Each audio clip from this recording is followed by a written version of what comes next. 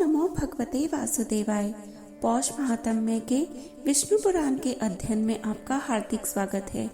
आइए आज हम श्रवण करते हैं सामवेद की शाखा 18 पुराण और 14 विद्याओं के विभाग का वर्णन।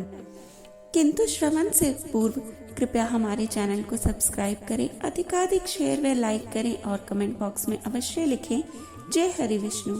श्री पराशर जी बोले, हे मैत्रेय, जिस क्रम से व्यास जी के शिष्य जैमिनी ने सामदेव की शाखाओं का विभाग किया था वह मुझसे सुनो। जैमिनी का पुत्र सुमंतु था और उसका पुत्र सुकर्मा हुआ। उन दोनों महामती पुत्र पौत्रों ने सामदेव की एक एक शाखा का अध्ययन किया।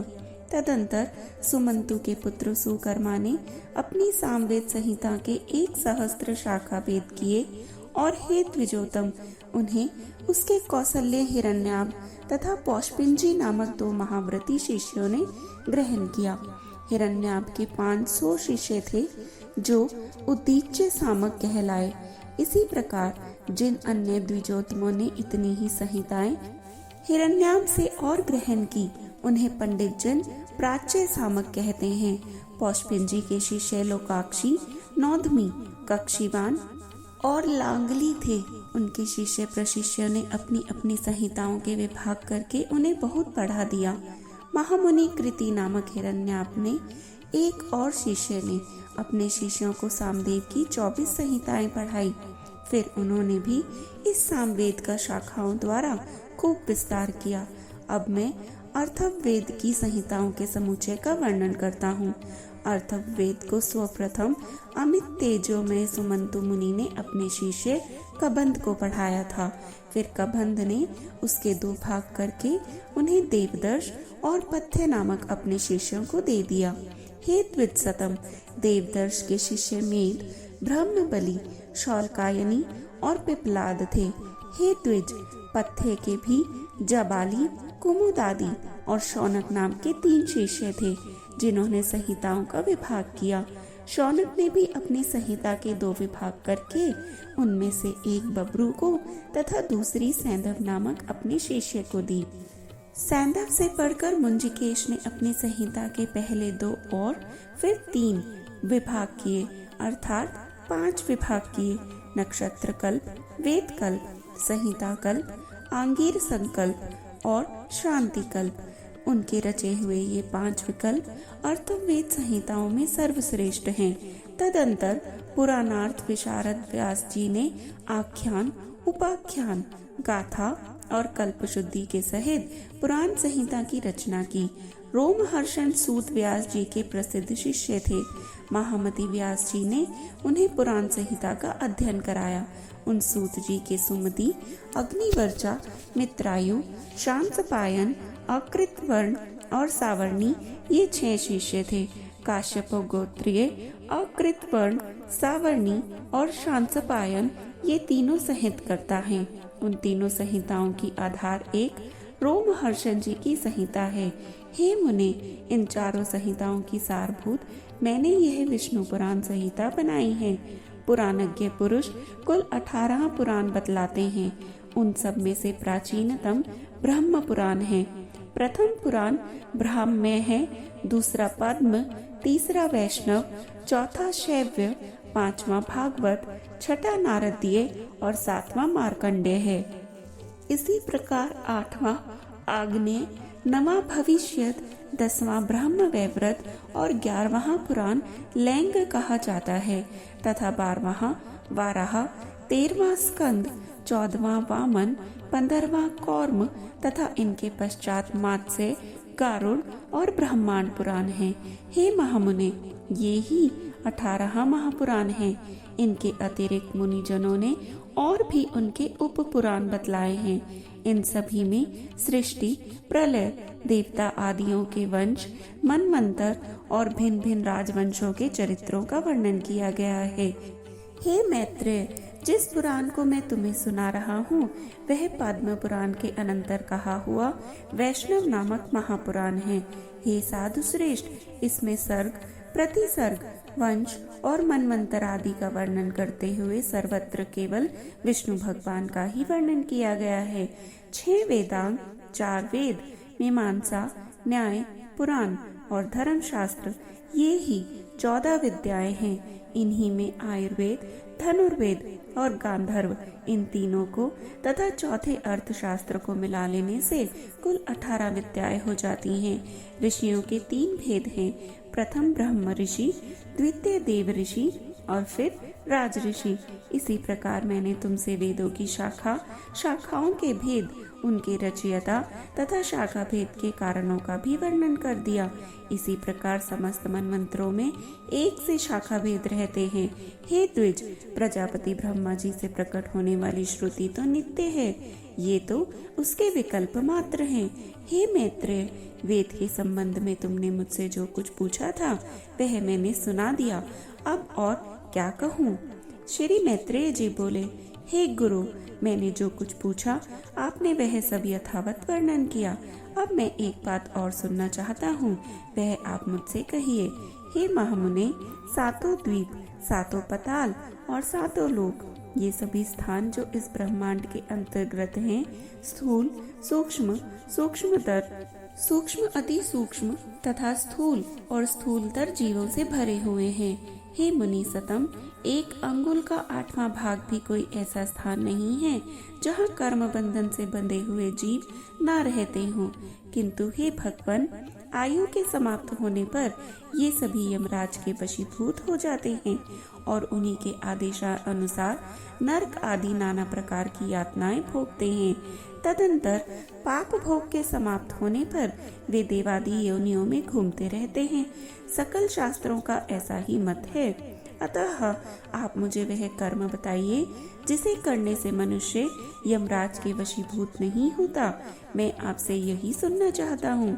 श्री पराशर जी बोले, हे मुनि, यही प्रश्न महात्मा नकुल ने पितामह भीष्म से पूछा था। उसके उत्तर में जो कुछ उन्होंने कहा था वह सुनो। भीष्म जी ने कहा, हे वत्स, पूर्व काल में मेरे पास एक कलिंग देशीय ब्राह्मण मित्र आया और मुझसे बोला, मेरे पूछने पर एक जातिस्मर मुनि ने बतलाया था कि ये सब बातें अमुक अमुक प्रकार की ही होंगी। हे वत्स, उस बुद्धिमान ने जो जो बातें जिस जिस प्रकार होने की कही थी वे सब ज्यों की त्यों हुई। इस प्रकार उसमें श्रद्धा हो जाने से मैंने उससे फिर कुछ और भी प्रश्न किए और उनके उत्तर में उस द्विज श्रेष्ठ ने जो जो बातें बतलाई उनके विपरीत भी मैंने कभी कुछ नहीं देखा। एक दिन जो बात तुम मुझसे पूछते हो वही मैंने उस कलिंग ब्राह्मण से पूछी। उस समय उसने उस मुनि के वचनों को याद करके कहा, उस जातिस्मर ब्राह्मण ने यम और उनके दूतों के बीच में जो संवाद हुआ था वह अति गूढ़ रहस्य मुझे सुनाया था, वही मैं तुमसे कहता हूँ। कलिंग बोला, अपने अनुचर को हाथ में पाश लिए देखकर यमराज ने उसके कान में कहा, भगवान मधुसूदन के शरणागत व्यक्तियों को छोड़ देना, क्योंकि मैं वैष्णवों से अतिरिक्त और सब मनुष्यों का ही स्वामी हूँ। देव पूज्य विधाता ने मुझे यम नाम से लोगों के पाप पुण्य का विचार करने के लिए ही नियुक्त किया है। मैं अपने गुरु श्री हरि के वशीभूत हूँ, स्वतंत्र नहीं हूँ। भगवान विष्णु मेरा भी नियंत्रण करने में समर्थ हैं। जिस प्रकार सुवर्ण भेद रहित और एक होकर भी कटक, मुकुट तथा कर्णिका आदि के भेद से नाना रूप प्रतीत होता है, उसी प्रकार एक ही हरि का देवता, मनुष्य और पशु आदि नानाविध कल्पनाओं से निर्देश किया जाता है। जिस प्रकार वायु के शांत होने पर उसमें उड़ते हुए परमाणु पृथ्वी से मिलकर एक हो जाते हैं, उसी प्रकार गुण क्षोभ से उत्पन्न हुए समस्त देवता, मनुष्य और पशु आदि उनका अंत हो जाने पर उस सनातन परमात्मा में लीन हो जाते हैं। जो भगवान के सूरवर वंदित चरण कमलों की परमार्थ बुद्धि से वंदना करता है, घृता आहुति से प्रज्वलित अग्नि के समान समस्त पाप बंधन से मुक्त हुए उस पुरुष को तुम दूर से ही छोड़कर निकल जाना। यमराज के ऐसे वचन सुनकर पाशहस्त यमदूत ने उनसे पूछा, प्रभु, सबके विधाता भगवान हरि का भक्त कैसा होता है, यह आप मुझसे कहिए। यमराज बोले, जो पुरुष अपने वर्ण और धर्म से विचलित नहीं होता, अपने सुहृद और विपक्षियों के प्रति समान भाव रखता है, किसी का द्रव्य हरण नहीं करता तथा किसी जीव की हिंसा नहीं करता, उस अत्यंत राग आदि शून्य और निर्मल चित्त व्यक्ति को भगवान विष्णु का भक्त जानो। जिस निर्मल मति का चित्त कली कल्मश रूप मल से मलिन नहीं हुआ और जिसने अपने हृदय में श्री जनार्दन को बसाया हुआ है, उस मनुष्य को भगवान का अतीत भक्त समझो। जो एकांत में पड़े हुए दूसरे के सोने को देखकर भी उसे अपनी बुद्धि द्वारा तृण के समान समझता है और निरंतर भगवान का अनन्य भाव से चिंतन करता है, उस नरश्रेष्ठ का विष्णु भक्त मानो। कहाँ तो स्फटिक गरी शिला के समान अति निर्मल भगवान विष्णु और कहाँ मनुष्यों के चित्त में रहने वाले राग द्वेष आदि दोष। इन दोनों का संयोग किसी प्रकार नहीं हो सकता। हिमकर चंद्रमा के किरण के जाल में अग्नि तेज की उष्णता कभी नहीं रह सकती। जो व्यक्ति निर्मल चित्त, मात्सर्य रहित, प्रशांत, शुद्ध चरित्र, समस्त जीवों का सुहृद, प्रिय और हितवादी तथा अभिमान एवं माया से रहित होता है, उसके हृदय में भगवान वासुदेव सर्वदा विराजमान रहते हैं। उन सनातन भगवान के हृदय में विराजमान होने पर पुरुष इस जगत में सौम्य मूर्ति हो जाता है। जिस प्रकार नवीन शाल वृक्ष अपने सौंदर्य से ही भीतर भरे हुए अति सुंदर पार्थिव रस को बतला देता है। हे दूत, यम और नियम के द्वारा जिनकी पाप राशि दूर हो गई है, जिनका हृदय निरंतर श्री अच्युत में ही आसक्त रहता है तथा जिनमें गर्व, अभिमान और मात्सर्य का लेश भी नहीं रहा, उन मनुष्यों को तुम दूर से ही त्याग देना। यदि खड़ग, शंख और गदाधारी अव्यात्मा भगवान हरि हृदय में विराजमान हैं, तो उन पापनाशक भगवान के द्वारा उसके सभी पाप नष्ट हो जाते हैं। सूर्य के रहते हुए भला अंधकार कैसे ठहर सकता है? जो पुरुष दूसरों का धन हरण करता है, जीवों की हिंसा करता है तथा मिथ्या और कटु भाषण करता है, उस अशुभ कर्मोन्मत्त दृष्ट बुद्धि के हृदय में भगवान अनंत नहीं टिक सकते। जो कुमति दूसरों के वैभव को नहीं देख सकता, जो दूसरों की निंदा करता है, साधु जनों का तो अपकार करता है तथा संपन्न होकर भी ना तो श्री भगवान की पूजा करता है और ना ही उनके भक्तों को दान देता है, उस अधम के हृदय में श्री जनार्दन का निवास कभी नहीं हो सकता। जो दृष्ट बुद्धि अपने परम सुहृद, बंधु बांधव, स्त्री, पुत्र, कन्या, पिता तथा भृत्य वर्ग के प्रति अर्थ तृष्णा प्रकट करता है, उस पापीचारी को भगवान का भक्त मत समझो। जो दुर्बुद्धि पुरुष असक्त कर्मों में लगा रहता है, नीच पुरुषों के आचार और उन्हीं के संग में उन्मत्त रहता है तथा नित्य प्रति पाप में कर्म बंधन से ही बंधता जाता है, वह मनुष्य रूप पशु ही है। वह भगवान वासुदेव का भक्त नहीं हो सकता। वह यह सकल प्रपंच और मैं एक परम पुरुष परमेश्वर वासुदेव ही है। हृदय में भगवान अनंत के स्थित होने से जिनकी ऐसी स्थिर बुद्धि हो गई हो, उनसे तुम दूर ही रहकर छोड़कर चले जाना। हे कमल नयन, हे वासुदेव, हे विष्णु, हे धरणीधर, हे अच्युत, हे शंकर चक्रपाणे, आप हमें शरण दीजिए।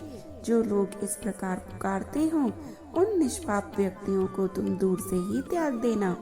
जिस पुरुष श्रेष्ठ के अंतःकरण में वे अव्यय आत्मा भगवान विराजते हैं, उनका जहाँ तक दृष्टिपात होता है, वहाँ तक भगवान के चक्र के प्रभाव से अपने बल वीर्य नष्ट हो जाने के कारण तुम्हारी अथवा मेरी गति नहीं हो सकती। वह महापुरुष तो अन्य बैकुंठ आदि लोकों का पात्र है। कालिंग बोला, हे कुरुवर, अपने दूत को शिक्षा देने के लिए सूर्यपुत्र धर्मराज ने उनसे इस प्रकार कहा। मुझसे यह प्रसंग उस जाति स्मर मुनि ने कहा था और मैंने यह संपूर्ण कथा आपको सुना दी। श्री भीष्म जी बोले, हे नकुल, पूर्व काल में कलिंग देश से आए हुए उस महात्मा ब्राह्मण ने प्रसन्न होकर मुझे यह सब विषय सुनाया था। हे वत्स, वही संपूर्ण वृतांत जिस प्रकार की इस संसार सागर में एक विष्णु भगवान को छोड़कर जीव का और कोई भी रक्षक नहीं है, मैंने ज्यों का त्यों तुम्हें सुना दिया। जिसका हृदय निरंतर भगवत परायण रहता है, उसका यम, यमदूत, यमपाश, यमदंड अथवा यम यातना कुछ भी नहीं बिगाड़ सकते। श्री पराशर जी बोले, हे मुने, तुम्हारे प्रश्न के अनुसार जो कुछ यम ने कहा था वह सब मैंने तुम्हें भली प्रकार सुना दिया। अब और क्या सुनना चाहते हो? श्री मैत्रेय जी बोले, हे भगवान, जो लोग संसार को जीतना चाहते हैं वे जिस प्रकार जगतपति भगवान विष्णु की उपासना करते हैं वह वर्णन कीजिए। और हे महामुने, उन गोविंद की आराधना करने पर आराधना परायण पुरुषों को जो फल मिलता है वह भी मैं सुनना चाहता हूँ। श्री पराशर जी बोले, हे मैत्रेय, तुम जो कुछ पूछते हो यही बात महात्मा सगर ने औरव से पूछी थी। उसके उत्तर में उन्होंने जो कुछ कहा वह मैं तुमको सुनाता हूँ, श्रवण करो। हे मुनि श्रेष्ठ, सगर ने भृगुवंशी महात्मा औरव को प्रणाम करके उनसे भगवान विष्णु की आराधना के उपाय और विष्णु की उपासना करने से मनुष्य को जो फल मिलता है उसके विषय में पूछा था। उनके पूछने पर औरव ने यत्न पूर्वक जो कुछ कहा था वह सब सुनो। औरव बोले, भगवान विष्णु की आराधना करने से मनुष्य भूमंडल संबंधी समस्त मनोरथ, स्वर्ग, स्वर्ग से भी श्रेष्ठ ब्रह्म पद और परम निवान पद को भी प्राप्त कर लेता है।